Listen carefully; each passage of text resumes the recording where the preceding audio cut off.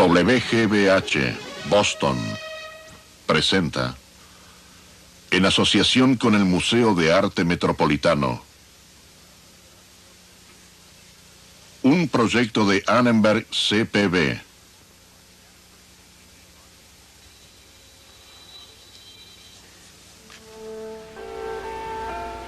Fue una época casi como la nuestra, de grandes estados impersonales y de individuos que se sentían perdidos en ellos. Una época de consumo, brutalidad, sofisticación, experimentación y de intentar encontrar un justificativo, un consuelo en cultos religiosos. La edad helenística, esta vez en la tradición de Occidente.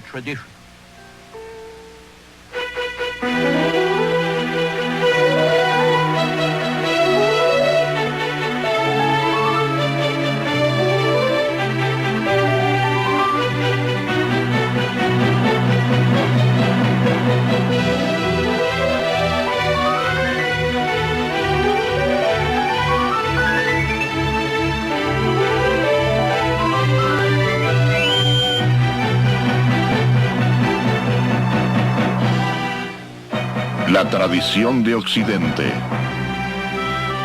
Y ahora el profesor Eugene Weber de la Universidad de Los Ángeles en su viaje a través de la historia de la civilización occidental. La última vez terminamos con la desaparición progresiva de las ciudades griegas independientes, la polis, y con el desmoronamiento de sus disidentes clásicos durante los 3 últimos siglos antes de Cristo. Pero esta no fue, como se puede esperar, una era de decadencia. Por el contrario, una vez debilitada la polis, surge un nuevo espíritu de apertura en la edad helenística, un espíritu de experimentación y diversidad. El ejemplo más sorprendente se produce en el arte. Los artistas del periodo clásico imponen patrones que estaban más allá del cambio y de la decadencia que forman parte de la vida. Los artistas de la edad helenística intentaron abrazar las cualidades humanas que van con el cambio y con una variedad de vida. La perfección clásica era pura, austera, inmutable.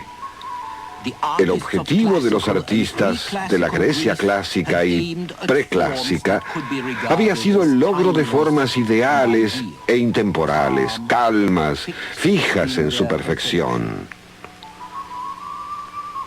Pero luego todo cobra movimiento. Las estatuas de la edad helenística se mueven como seres humanos, expresan emociones humanas, buscan mayor realismo, un movimiento, una sensualidad. Este es el arte de una sociedad suficientemente conforme consigo misma. No siente deseos de imitar a dioses ni héroes. La fortuna ya no es más una majestad rígida. Se sienta como una mujer normal. Afrodita fluye y toma forma con movimientos sensuales. La Victoria se posa sobre la proa de un barco y se puede sentir el viento presionando los pliegues de su vestido contra el cuerpo. Después, toda esta virtuosidad técnica se vuelve exagerada en estatuas como esta de Laoconte y sus hijos, enmarañados en lo que parece ser una hebra de pasta gigante, pero que en realidad es una serpiente que la diosa Atenea le envía para matarlos. En este sentido, los griegos helenísticos eran como nosotros, admiraban la moderación, pero con frecuencia se iban a los extremos.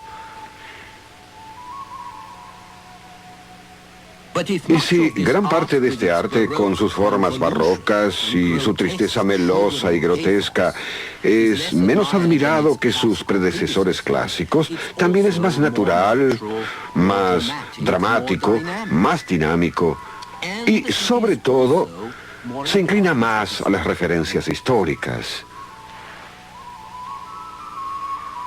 Esta es la primera época de museos colecciones, bibliotecas públicas y privadas, y de la arqueología. Por lo tanto, lo que algunos denuncian en esa época como fragmentación y enajenamiento, otros lo aprecian como una mayor independencia en una sociedad más abierta, menos estrecha. Se aleja el arte de la polis, dejando su lugar a un arte más individual. Tenemos retratos, embustos y pinturas que no están idealizados, sino que representan la vida. Paisajes y naturalezas muertas que habrían sido completamente irrelevantes cuando solo interesaban los dioses y las ciudades-estado. Ahora el centro de la vida literaria no es Atenas, como lo había sido durante tanto tiempo, sino la nueva ciudad helenística de Alejandría, la que da origen a una especulación psicológica, a biografías y autobiografías.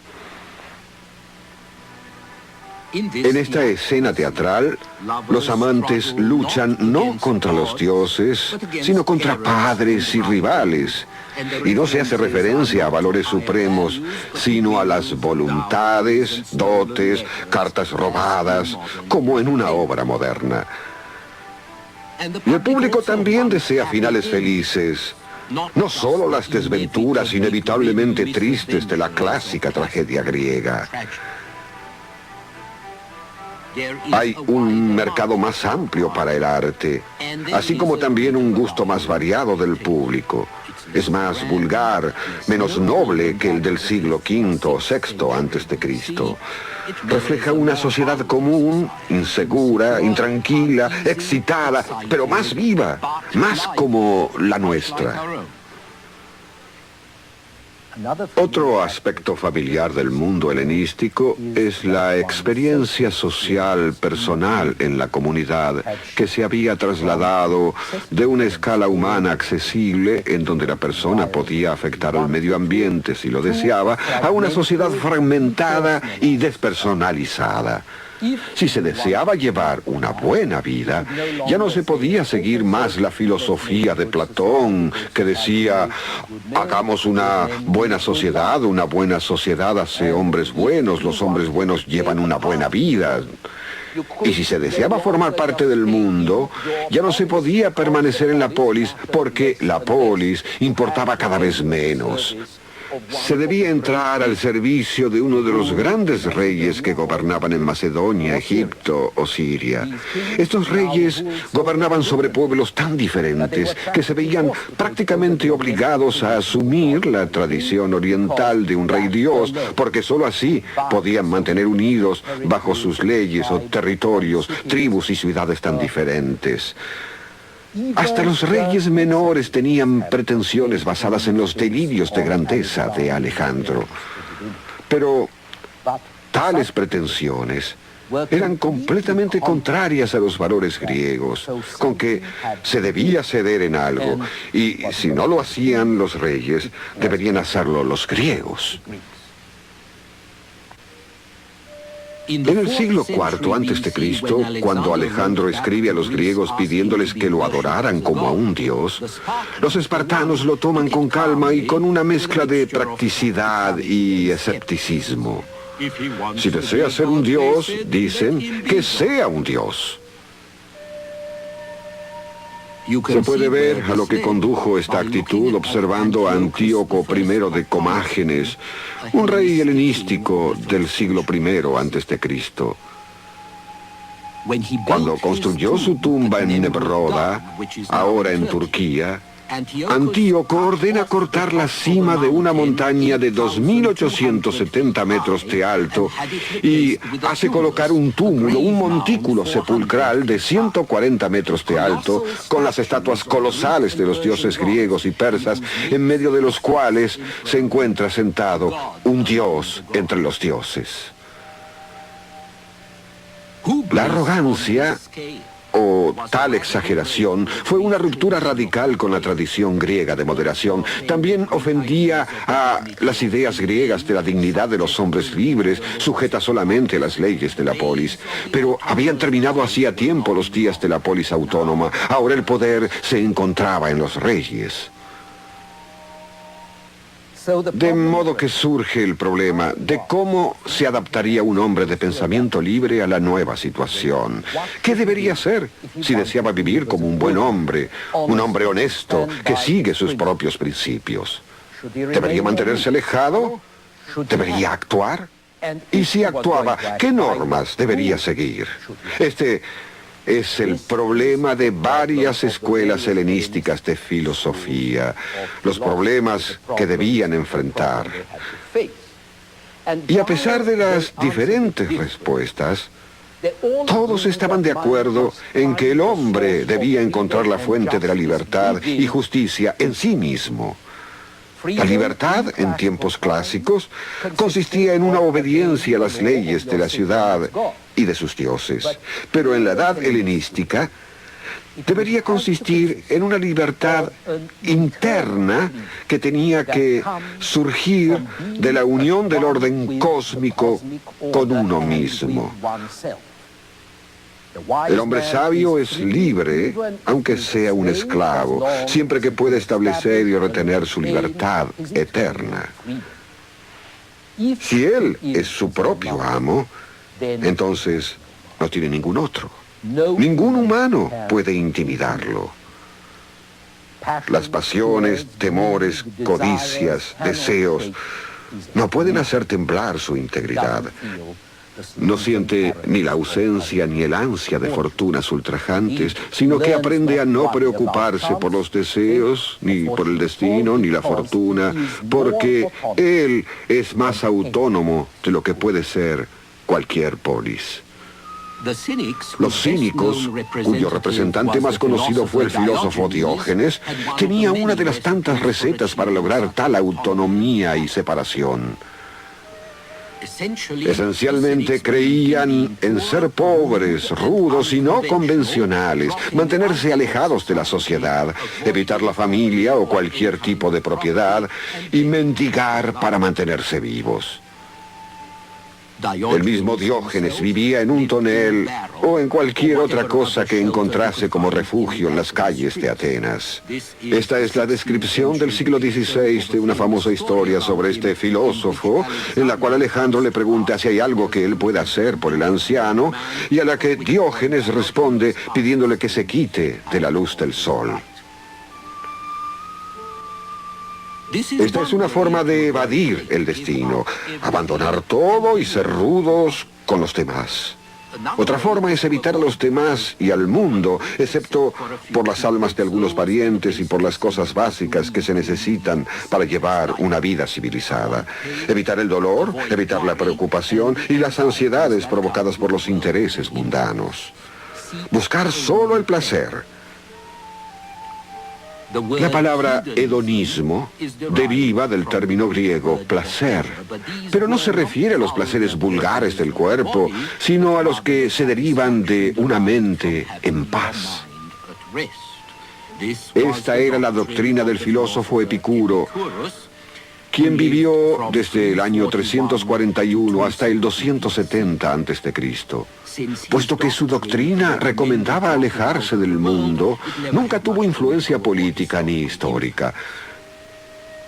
El rival de mayor éxito de Epicuro fue Zenón, quien vivió desde el año 335 hasta el 263 a.C. Es importante destacar que mientras Epicuro enseñaba su filosofía en un jardín privado, Zenón la enseñaba en un pórtico público, una estora como esta. Y el estoicismo, nombre de la filosofía de Zenón, trata mucho más los temas de preocupación pública que el epicureísmo, porque enseña que la libertad interna surge del estar en armonía con el orden del universo. Percibe el orden cósmico, dice Zenón. Apodérate de la voluntad gobernante del universo, luego sométete a ella y así serás libre. Esta, por lo menos, era la visión estoica de la autonomía espiritual. Pero también creían que no se podía ignorar el mundo exterior, porque era un reflejo, aunque pálido, del orden cósmico. Y el hombre El hombre sabio enseñaba, concebía una relación entre ambos. El deber del hombre sabio es restaurar y mejorar el orden en el mundo que lo rodea, para que el mundo cotidiano esté en armonía con el cosmos, para aconsejar a los déspotas que tienen el poder y así transformar a los reyes en filósofos. Por lo tanto, los cínicos eran anarquistas. Los epicúreos eran contempladores pasivos. Los estoicos eran activistas políticos conservadores, quienes, al igual que lo serían los puritanos, tomaban la carga del mundo con melancolía. Sin embargo, a pesar de que los estoicos parecen renuentes, su filosofía es positiva, porque enseña que el mundo está gobernado por un orden supremo, y que el deber de los hombres buenos es defender los valores más nobles, los cuales son su única recompensa.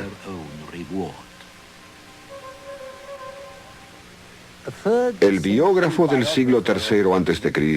de los filósofos griegos, Diógenes Laercio, enumera los principios de la filosofía estoica y escribe: el fin puede definirse como la vida en concordancia con la naturaleza, o en otras palabras, de acuerdo con nuestra propia naturaleza humana, así como también con la del universo. Una vida en la cual nos abstenemos de toda acción prohibida por la ley común a todas las cosas, es decir, la razón correcta que ocupa todas las cosas.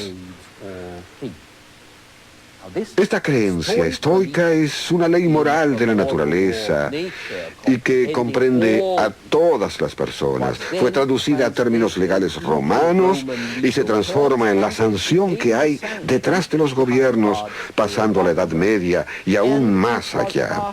Las creencias estoicas también hacen una gran contribución al cristianismo, como se puede ver de los trabajos de Epicteto, un filósofo griego que vivió desde el año 60 al 120 después de Cristo. Esto es lo que escribió: tú, hombre, eres el principal trabajo de Dios. Eres una porción diferente de la esencia de Dios y contienes una cierta parte de Él en ti mismo. ¿Por qué ignoras entonces tu nacimiento noble? Lo llevas en tu interior y no observas que lo profanas con pensamientos impuros, con acciones sucias.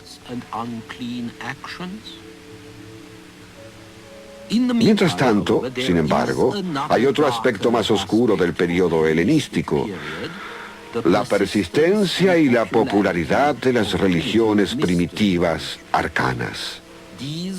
Estas mujeres participan en ritos al culto de Dionisio. Solo los iniciados aprenden los secretos del misterio de la vida y por lo tanto solamente ellos pueden salvarse. Ya sea que estos cultos adoren a Isis o Serapis de Egipto, Mitra de Persia u otros, todos tienen esto en común: le incumbían al individuo, no a la polis. No tenían en cuenta las responsabilidades políticas y reunían a las personas en comunidades de adoradores independientes de la religión del Estado. Las más simples eran las religiones relacionadas con la tierra misma, como el culto eleusino, descrito aquí, o los cultos dionisíacos. Este es Dionisio, el dios de la fertilidad, del vino, del drama. En todos los cultos aparece un rey joven que es el portador de la primavera y de un nuevo verano.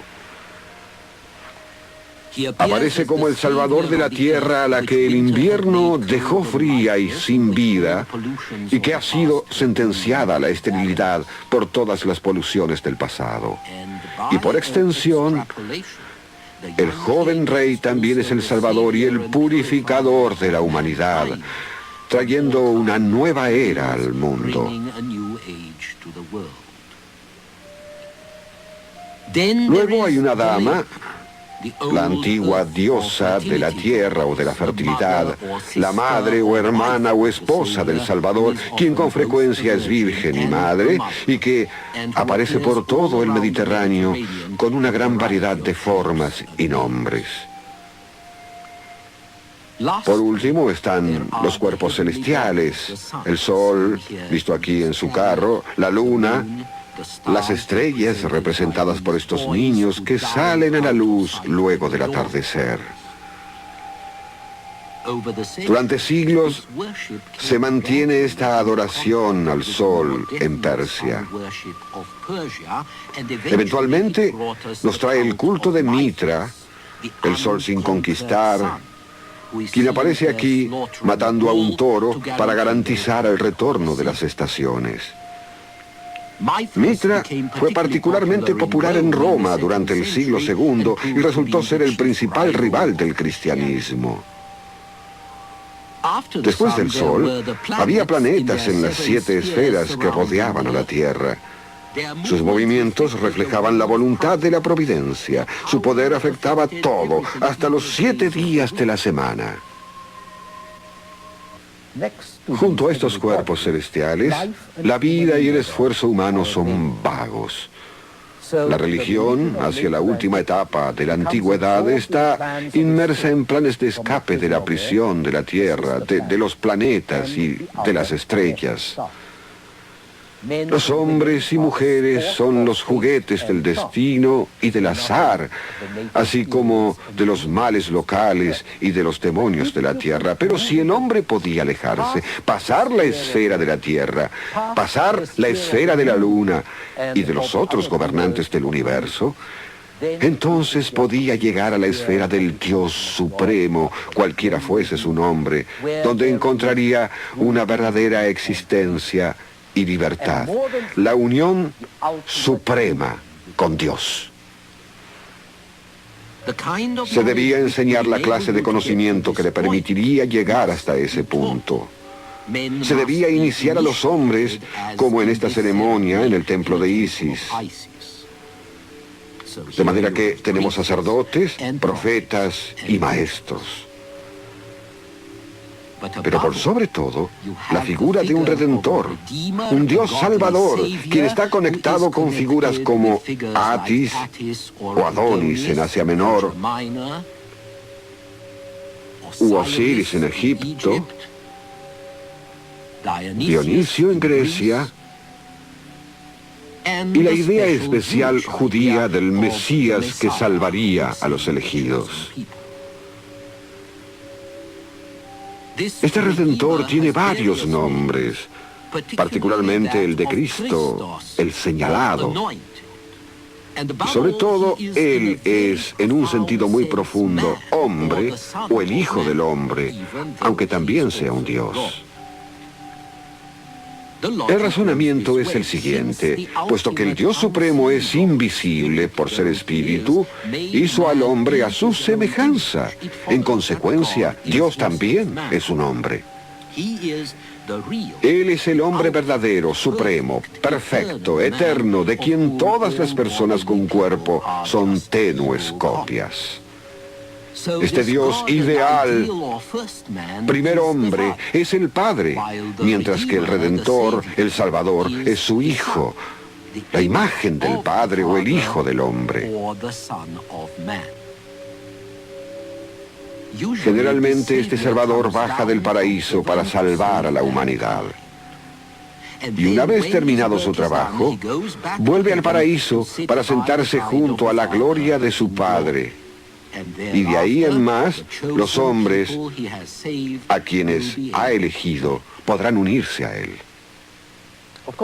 Por supuesto, podrán ver la similitud con la doctrina cristiana, pero también deben notar que estos primeros cultos de misterio, incluyendo el misterio gnóstico que influyó a los primeros cristianos y contra los que reaccionaron otros cristianos, que todos estos cultos eran exclusivos, así como fue exclusiva la religión hebrea.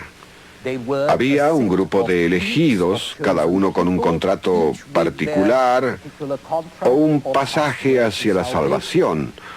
Mientras que, como veremos a su debido tiempo, los cristianos se darían cuenta de la implicancia universal de estos cultos de una manera mucho más efectiva.